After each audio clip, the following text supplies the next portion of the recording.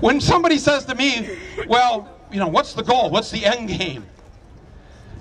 And I say, well, let me tell you something, first of all. We've already had a number of victories in our first 6 weeks.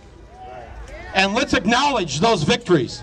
All right? Number one, we have killed despair across the country. The despair that people are feeling. That despair is dissipating right now. This movement has killed apathy. People have got up off the sofa. They've turned off Dancing with the Stars. And they're out in the streets. This is a victory. Here's something very important we've done.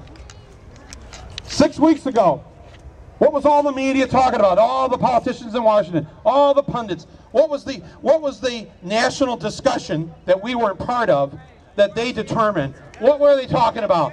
The debt ceiling. The debt ceiling. The deficit. We've got to reduce the deficit. We've got to reduce the deficit. Over and over and over all summer long. The debt ceiling, the deficit, the debt ceiling, the deficit. Can I ask you honestly, when's the last time in the last few weeks you heard them talking about the debt ceiling? Or the deficit?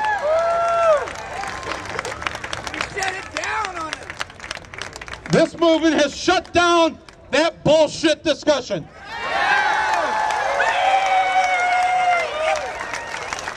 You have altered it.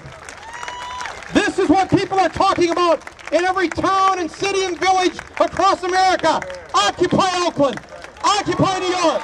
Occupy San Francisco. Occupy Grass Valley. Occupy Walnut Creek. Occupy Flint, Michigan. Occupy everywhere. This is the discussion we're going to have, and we're not ceding the discussion to anybody else.